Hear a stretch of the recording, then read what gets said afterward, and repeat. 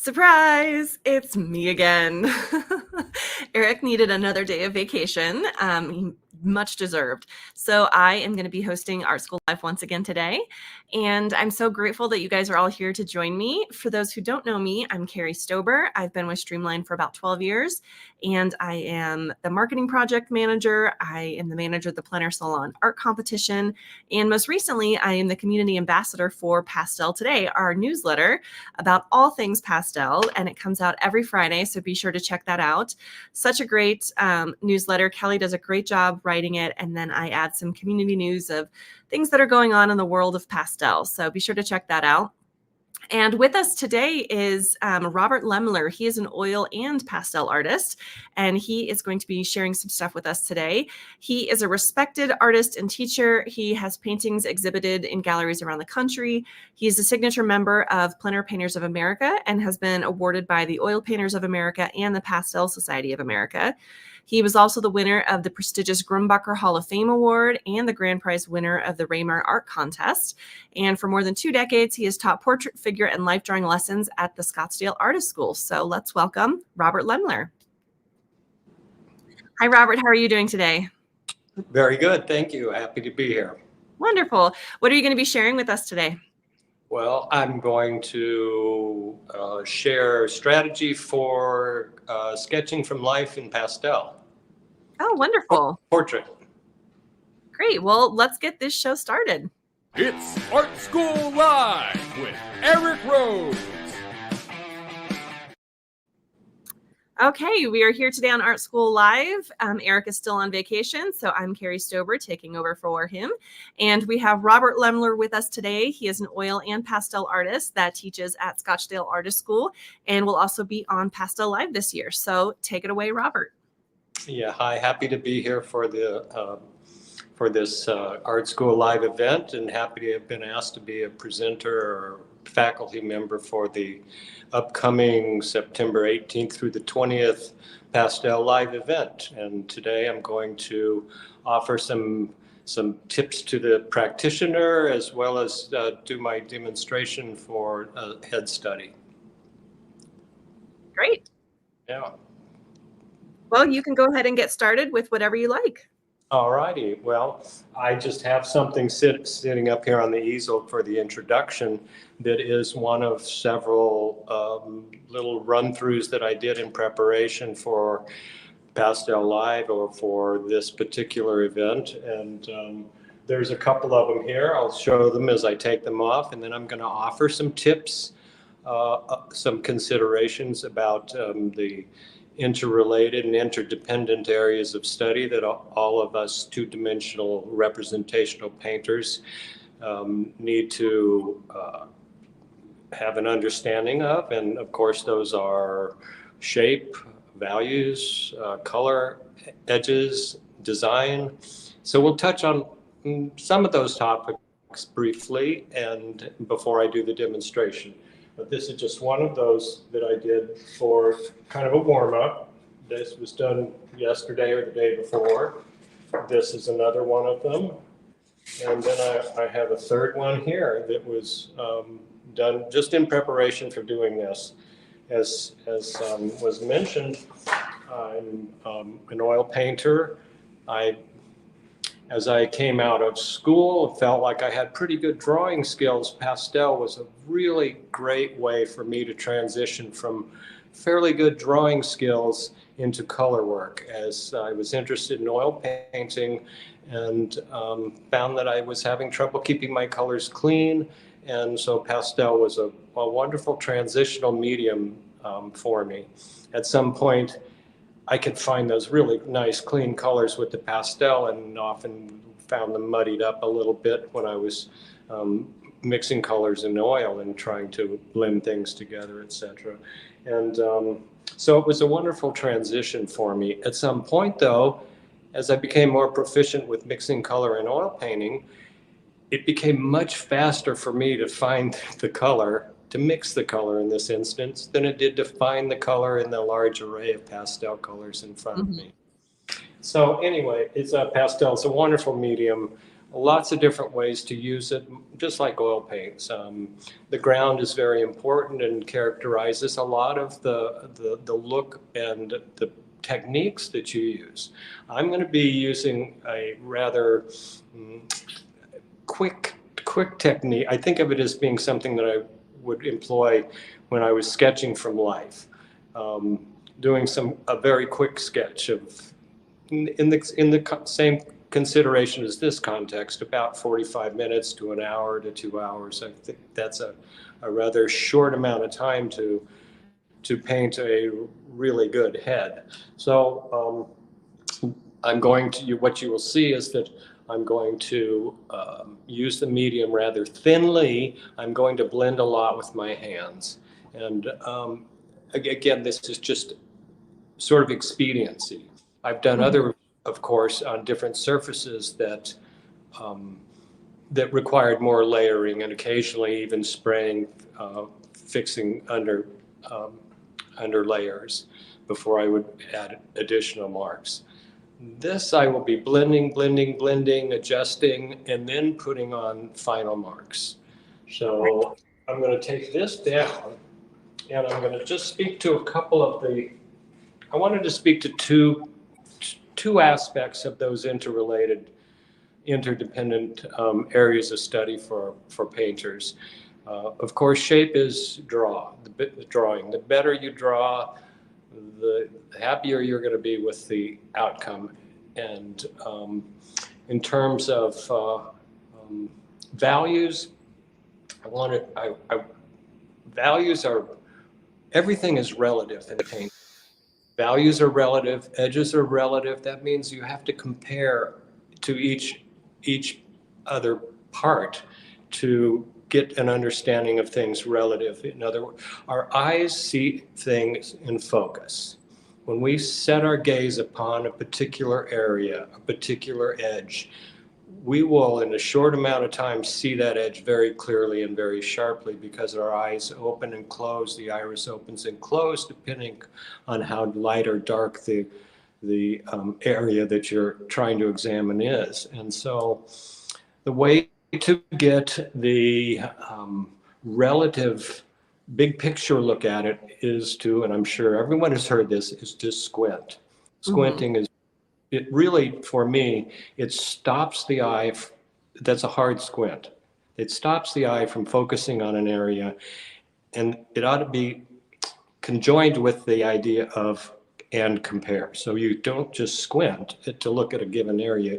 You squint and you compare. You look all around to compare this edge to that edge, this particular value to another value. So squinting is really an important part of what I do at any rate. I find it really valuable to do that. I wanted to speak to a couple of, I wanted to speak to the color of the light source, first of all. When I walk into any painting context where I'm looking at a motif for the first time, I'm going to give it a good visual survey, and I'm going to squint and compare for the values. I'm going to look at the edges, and I'm going to consider the relationship of those elements. And what I have up here on my easel at the moment is a very graphic consideration of light and shadow. Light and shadow is fundamental. We interpret form, we express form. That is really what we're painting is the effect of light on form. And we express that through values and colors and edges. The most simple beginning that one can consider would be to consider your motif, the form that you're trying to paint, in graphic terms of just light and dark, just light and shadow. There's a line that divides light from shadow. And that line, I heard Eric reference it as a bed bug line when he was speaking to Harley the other day. I had heard it called a bug line as well, many by older painters than I. And it is essentially a line that one would walk, if you wanted to walk, right down between light and shadow. I'm not sure why the bed bug got in the conversation, but it is the shadow edge. And there's two kinds of shadows, and so two kinds of shadow edges. And there's only two kinds of shadows. They're either form shadow or a cast shadow. That's all there is. So that is a form shadow edge on the forehead. This is a form shadow edge running down the bridge of the nose. Here's a cast shadow edge underneath the nose. There's a form shadow on the top of the lip and a cast shadow on the bottom. There's a form shadow underneath the lip and then a cast shadow on the bottom of that.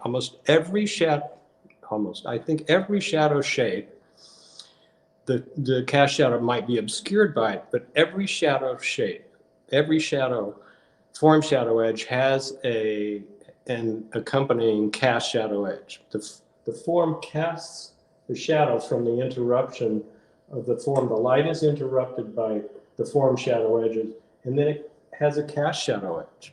So there's only those two kinds of shadow edges, and it's easy to understand. The form shadow edge is softer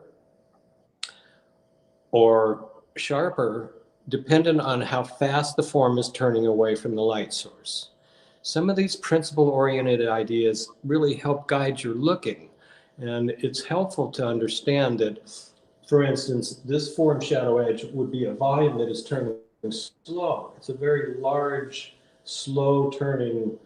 If this were put into a cylinder, the forehead in itself would be a slow turning part of the cylinder, where the cylinder for the bridge of the nose would be a much tighter form shadow edge. It would be turning much faster and would have a slightly sharper edge than the form shadow edge on the forehead.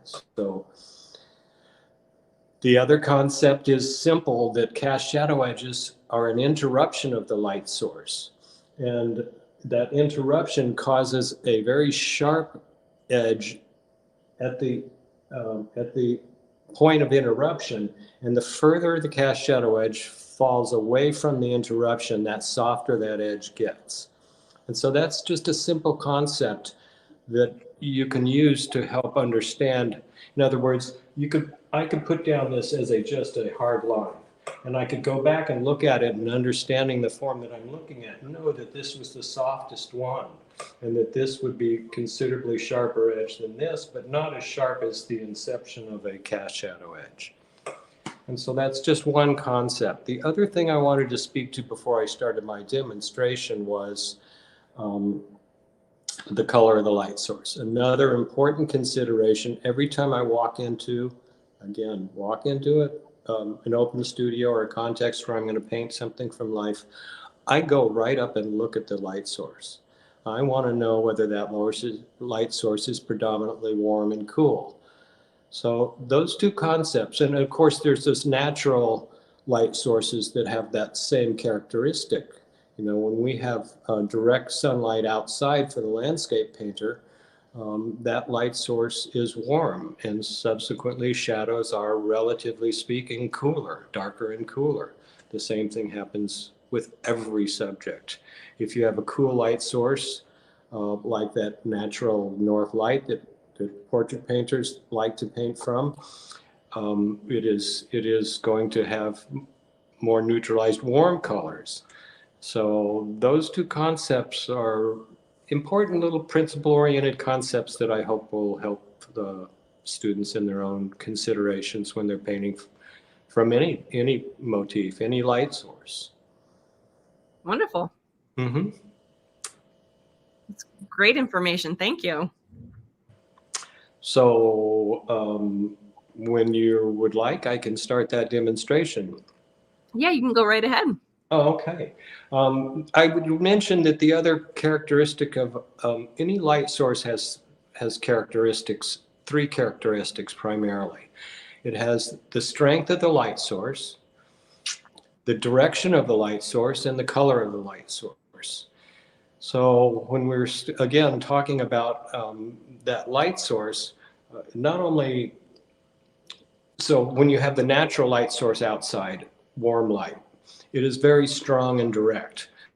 The other natural light source outside would be like an overcast day or open shadow, where the light is actually much weaker and cooler. So the light source now is cool on an overcast day. It is much weaker than direct sunlight, and of course the direction is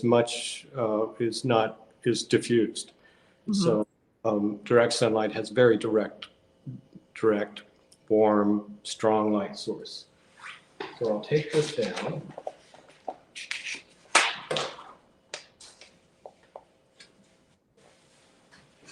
That pattern, by the way, that I put down,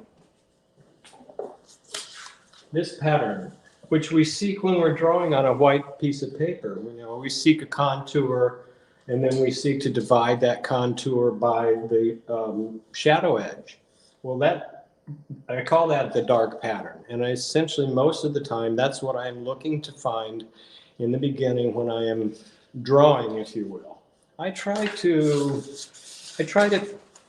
while mapping is a great thing, the better you map the shapes that you are going to mass or paint, the better the outcome will be. I have gotten to a point to where it's not really a good point necessarily, but I began to, because painting from life, I didn't want to spend a lot of time doing the mapping. I spend so much time mapping that I wouldn't have time to paint.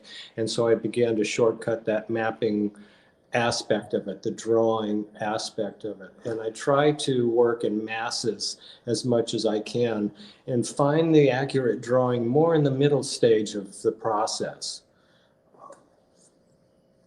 By pushing the masses around, I'll get masses of light and shadow in a general fashion, and then I will push them around a little bit to achieve the greater accuracy that can often be achieved in the mapping in the beginning if one's going to spend the time doing that.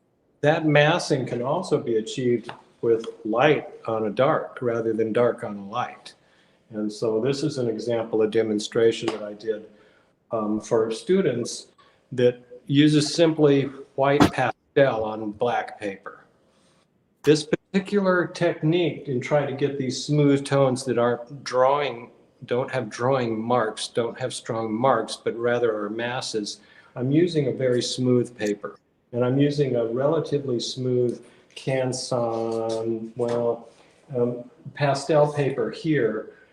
And it has a textured side and a smooth side, just so you know I'm using the smooth side. And let me get my reference back up, which I believe the students can see the reference. And to that end, I will do a little bit of mapping to get started in terms of placement and some of the primary angles in the subject. I've chosen a paper that's a middle value, so my lights are going to be lighter than that. Easy to set up the value relationships because my lights will be lighter than the background and my darks will be darker than the background. So just to get started, I'm going to put in this angle of this hat, and I'm going to draw the angle of his head is sort of up and down. The angle of the brim of the hat goes up like this. And I'm going to move that line down just a little bit so I can move all of this down somewhat.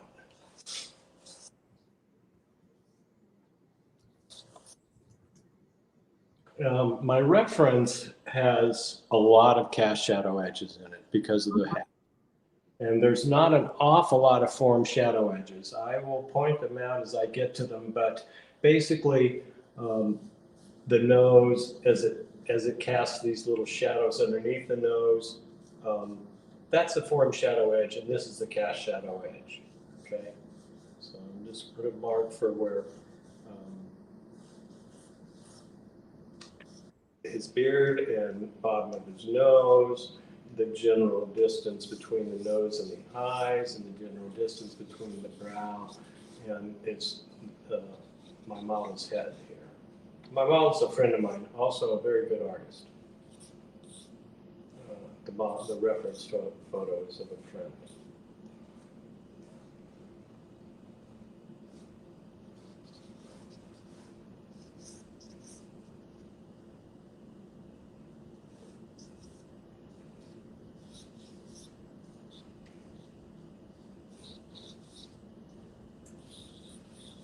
What are you using to sketch that in? Is that a vine charcoal?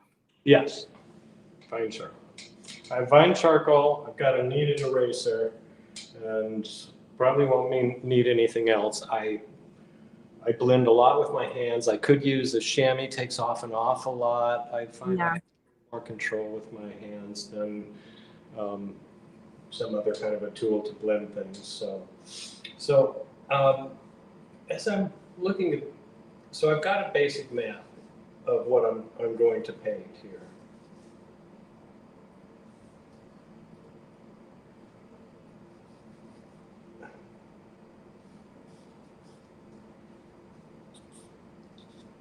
And I don't really feel like I need much more. One could spend a lot of time doing this. As I said, I've gotten to where I like to kind of shortcut this process and push the shapes around a little bit. I've chosen something that's fairly easy, fairly simple in terms of the masses for the demonstration today. And so the first thing I'm going to do is put in the dark pattern, which is to simply say mass in the shadow shapes. Okay. There's one other shadow shape that I'll put in down here. It's kind of like that one.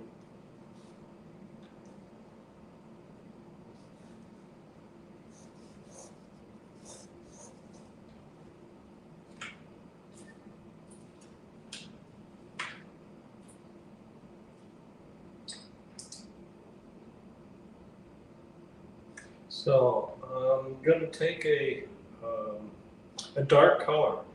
I'm not sure what colors my pastels aren't separated out in a very orderly fashion, but that shouldn't make any difference. I'm just going to choose a dark here and mass in everything that is a dark.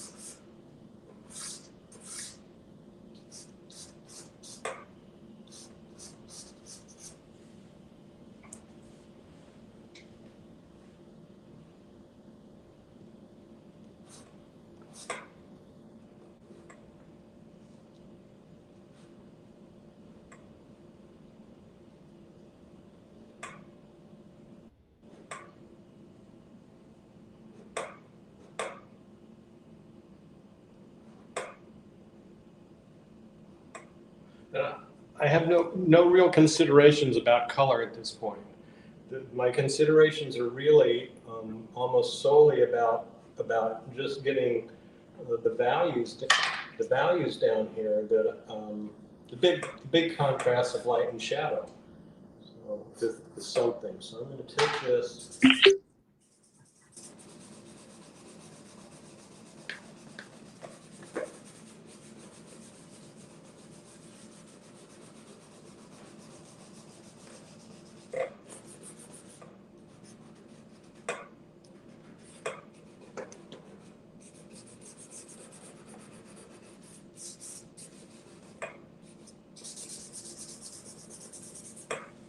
Now we're outdoors in my reference, and so generally the lights are going to be warmish, and the darks are going to be darker and cooler by comparison.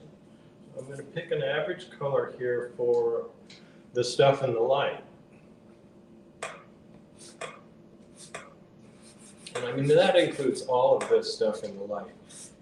Even his shirt is a middle value, and I ignore the details on anything that I'm painting. So you say that you're not taking into consideration color when you're putting those down right now, but are you taking into consideration color temperature? Just to say the same thing, more or less, but I'm mostly concerned about just the value. I put a warm light in here, and compared to this is a little cool. Now I can make it cooler. So, but yes, I am a little concerned about temperature, but more concerned about what value things are. Okay. You know, if I like in my reference, I like the fact that there's contrast over here. I could put that in. I kind of like the middle value, so whether I'll want that kind of contrast or not, I'm not sure. But of course, there's all sorts of little differences in temperature, like his ears are redder, like right next to the shadow edge, there's some strong colors. There usually is. That's where the strongest color in the light is right next to the shadow edge, because the light source is affecting the form least right when it's starting to slide off the light side into shadow. And so the richest color is often right next to that area. The nose is often redder than the cheeks. And so, you know, I can get in there and make the nose just a little bit redder by just blending some other color in there.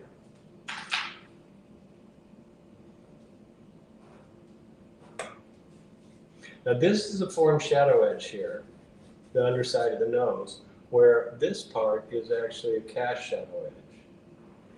And so I'm going to keep that sharper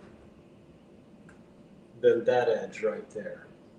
If I were to put in, or eventually get to the core of the shadow there, a little bit of kind of reflected light possibly from underneath. So I've started to model that one little area right there. Just a little bit. It might be a little premature to actually do that because I'm still basically just massing around my subject.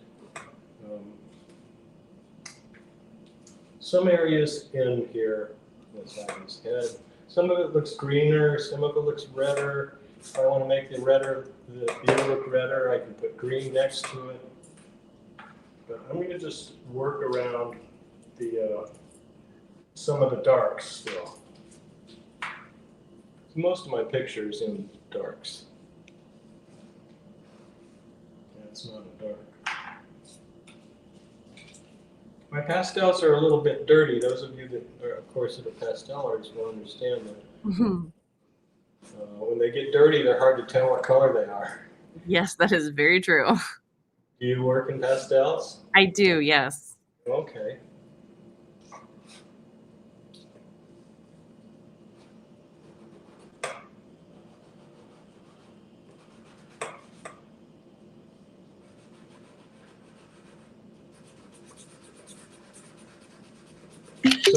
So again, I'm going to be doing a lot of blending in front of the final kind of mark making that would go on top of this blended stuff.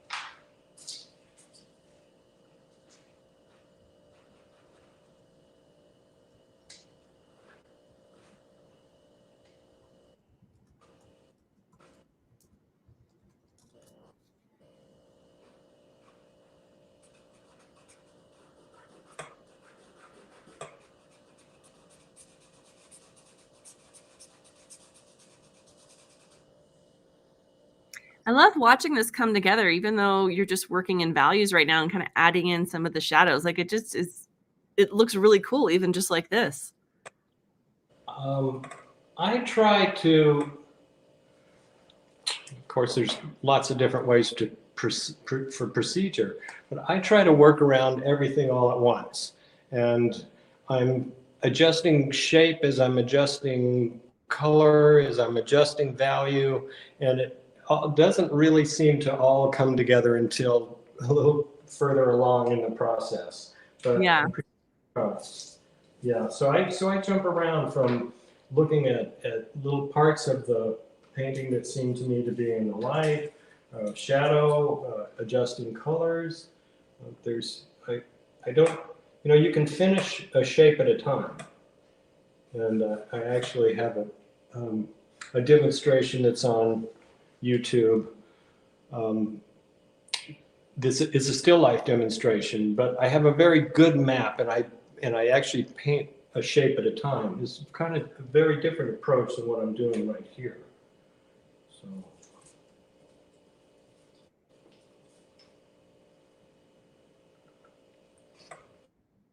It's that same color that's not dark enough.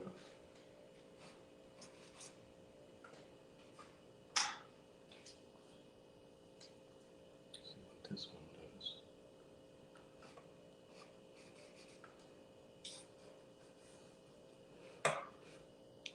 I have to straighten his head up just a tiny bit, but I'm off on the side here, and so it's a little harder for me than standing right in front of my piece.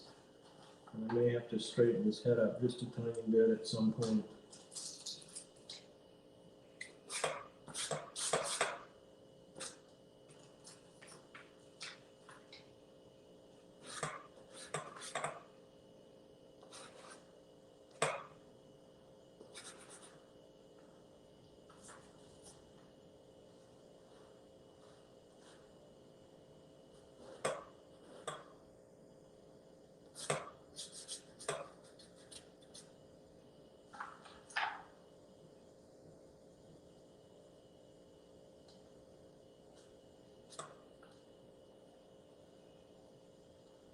I'm actually taking pastel just on my finger and putting it up here, just because it makes a softer kind of look than if I put it up there with the stick itself.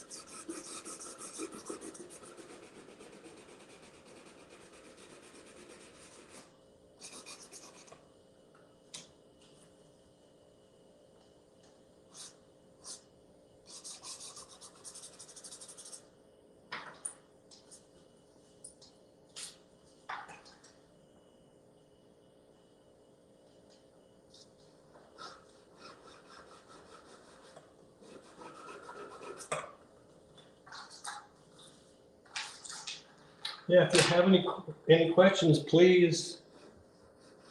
Yeah, we're just all mesmerized sitting here watching.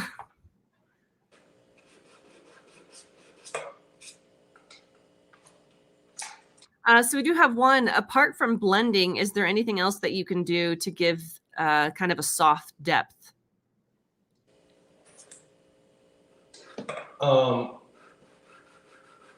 I'm not sure how to answer the question, to be honest with you.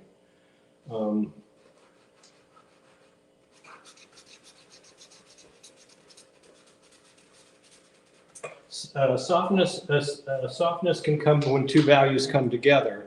You can physically soften an edge. In terms of putting it on kind of softly, I'm not sure beyond blending or putting it on with some other sort of tool.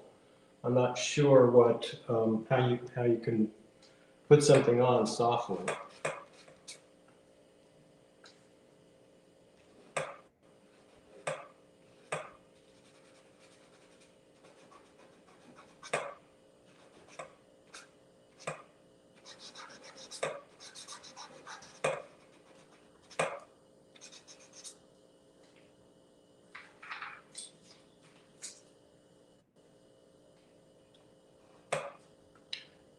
Almost all of these edges are cast shadow edges, and so the form is pretty sharp. I mean, the joinings are pretty sharp because the cast shadow ed from his hat.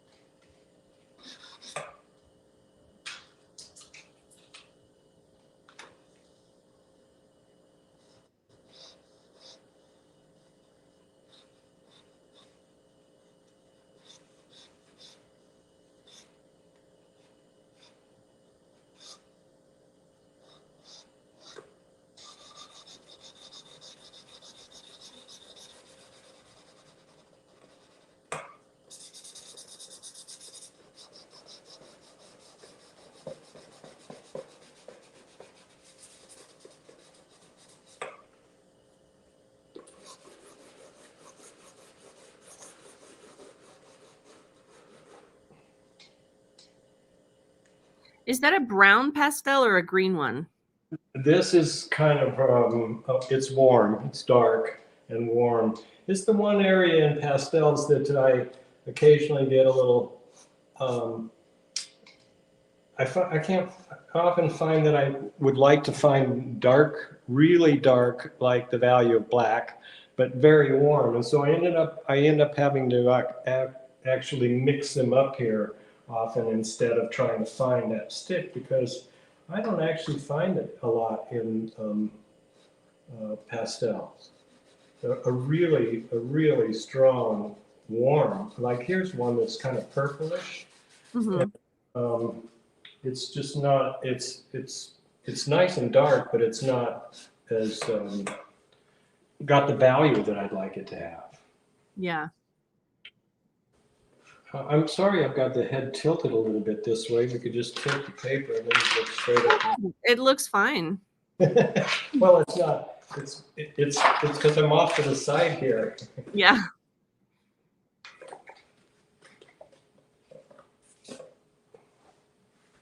Okay, come back. So trying to get this a little darker, obviously.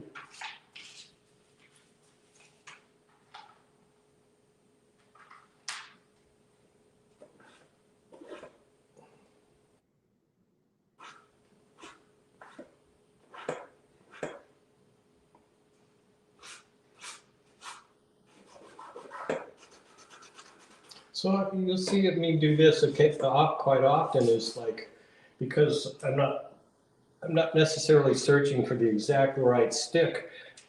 I'm putting something down that's lighter than, and I'm pushing it into the paper to get that.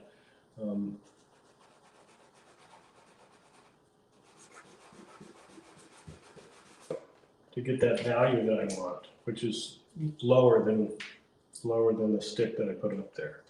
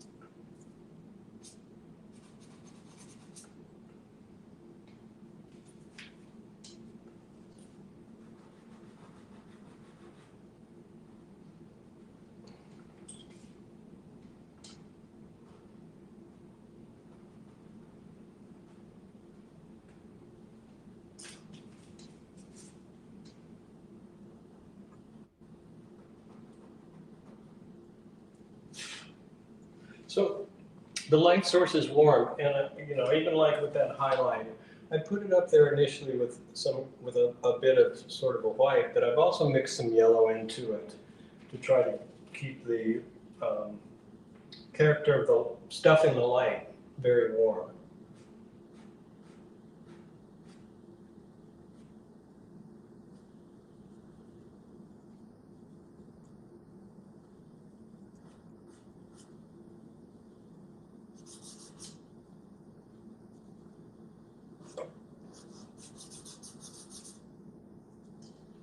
And if I wanted to try to cool down some of the shadow stuff, I don't want to lighten it up there, but I can cool it with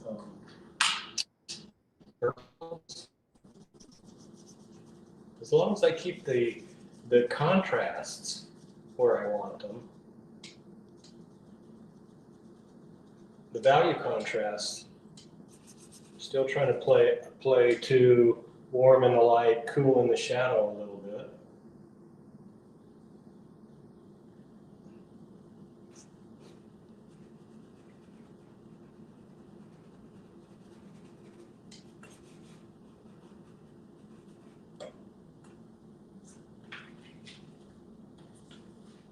On this one dark here.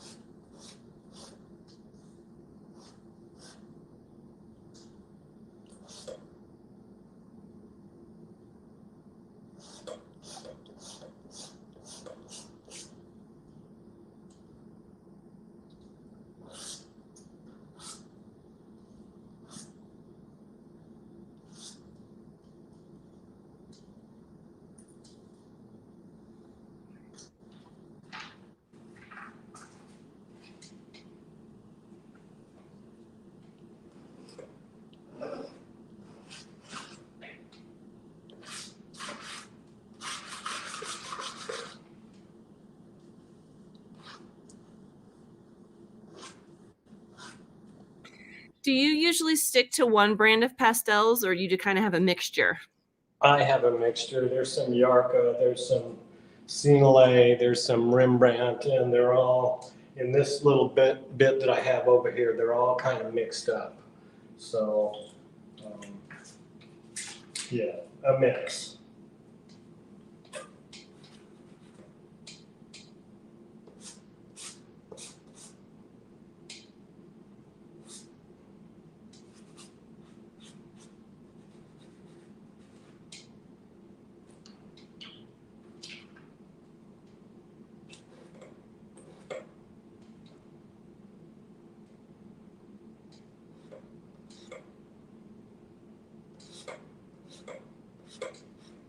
We've got about 5-10 more minutes. Good, I appreciate that.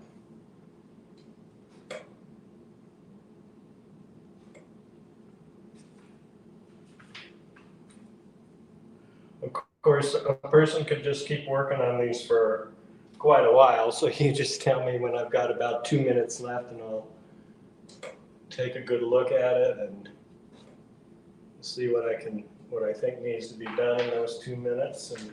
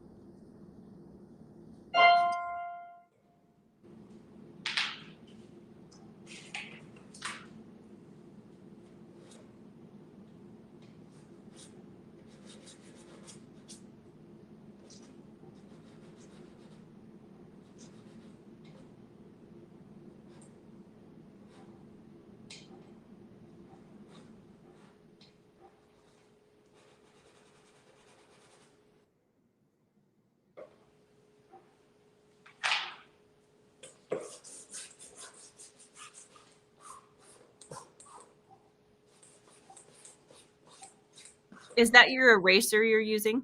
Yeah, this is kneadable eraser. Trying to clean up where I got my hands on it a little bit.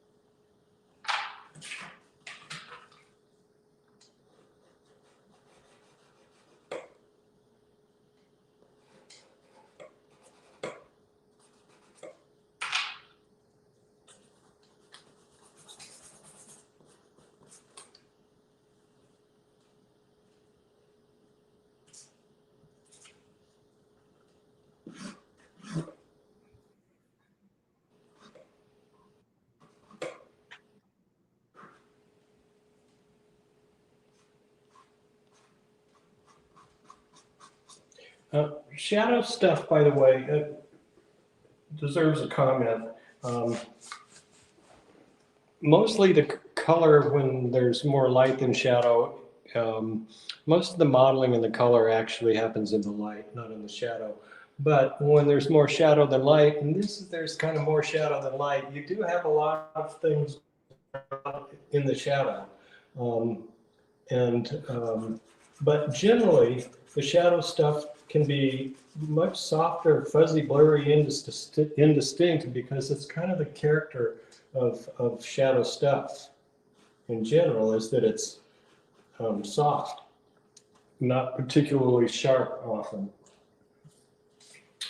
edged.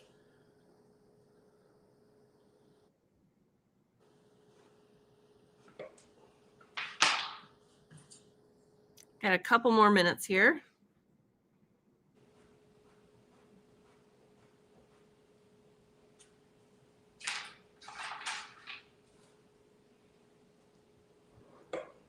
You can see too that I'm increasing the contrast. I mean, the smallest, a lot of folks would tell you to put in your darkest darks and your lightest light early. Well, to my mind, I work from middle values. I do a visual survey and put down light and shadow in not their darkest or lightest aspects, but in the average, the middle values. And I work from general to specific, from big shapes to small shapes. And so it's smaller shapes, darker darks and lighter lights are the last things. Accents and highlights are the last things I put in my procedure of working from general to big shapes to small shapes. A really great reference book, if I can throw out a reference book, Andrew Loomis's books that are out of print. And there's a general approach called the big tone approach, and it's what I teach. And it's in the book Creative Illustration, one of the best books on painting you'll find. And so in general, again, I work from big shapes to small shapes. The smallest shapes are the darkest shapes. They're the accents and the highlights. And so as an average,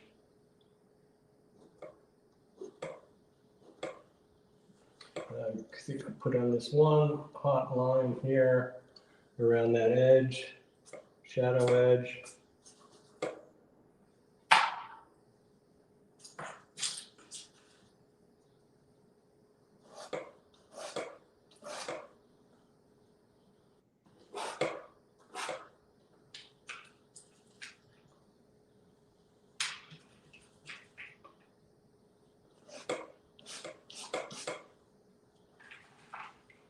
Nice dark stick again.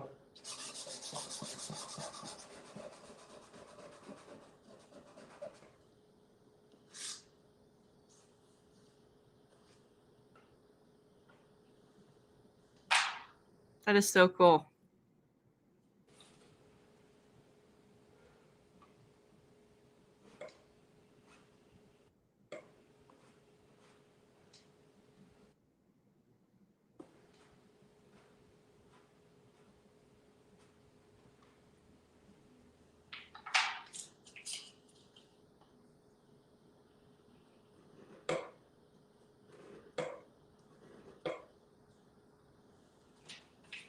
We'll put in that little reflected light again, even though I just sort of don't see it.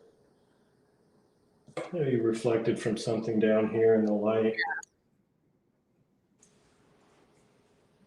That light that you added in on that left side of his face, that is so cool. It just makes it look so much more three-dimensional. Like, this is such a cool portrait.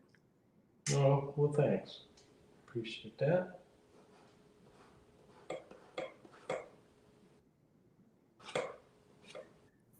Well, while we finish up here, Robert is going to also be on faculty for Pastel Live. That's coming up in September. That's such a great opportunity to learn from a phenomenal amount of artists at one time. We've got a variety of techniques, a variety of subjects. It really is a great opportunity if you are able to attend. As a pastelist myself, I love this event. It's my favorite. So I encourage you guys, if you are interested in pastel and taking it to the next level, definitely check that out. It's pastellive.com. And free gift for everyone today is 45 Tips, our ebook that we have with a lot of pastel pointers from the pros. Such a great opportunity. We also have Art School Live Monday through Friday, so always check that out. You can subscribe to our channel. It's at Art School Live. Robert, I want to thank you so much for joining us today. This was such a cool demo to watch. I really appreciate it. And your instruction was so great, so thoughtful, and so insightful. Thank you very much. I would want to mention that any inspiration I got from pastel as a medium came from one of your other presenters, and that's Harley Brown. Harley Brown was someone I had the opportunity to study with, and I'm so glad I did, because he is a master of this medium. That is so cool. I got to talk with him during the Pastel Live webinar, and that was a lot of fun. He's a character for sure. Yes, he is a real character. I remember him playing piano in the halls down there. There used to be a piano in the hall at the Scottsdale Artist School, and Harley's an accomplished musician as well as an accomplished artist. He is. He played for us a little bit. Oh, he did? Yeah. He did. Good for you guys. And one of the best teachers, and possibly the best demonstrator that I ever had the opportunity to watch demonstrate. And I saw some good ones. And other pastelists who inspired me, of course, George Carlson's early work in pastel is very inspiring. And I got a chance to study with George, and 𝗤𝗏𝗏, one of the best ever. I had an opportunity to study with Bettina as well. What was her name again? 𝗤𝗏𝗏, much admired artist. In fact, Harley admired Bettina's work very much. If you don't know her work, oh my gosh, are you in for a treat? I'm definitely going to look her up because I've not heard her name before. 𝗤𝗏𝗏𝗏, 𝗤𝗏𝗏𝗏𝗏. Wonderful. Yeah, she's fabulous. Well, thank you, Robert, so much. I really appreciate it. Thank you to everyone watching today. Remember to subscribe to our channel so you guys can always have access to Art School Live. We're watching 5 days a week. We've got Marketing Mondays, Feedback Friday, and Paint Lessons 3 days a week. Thank you guys so much, and we'll see you next time.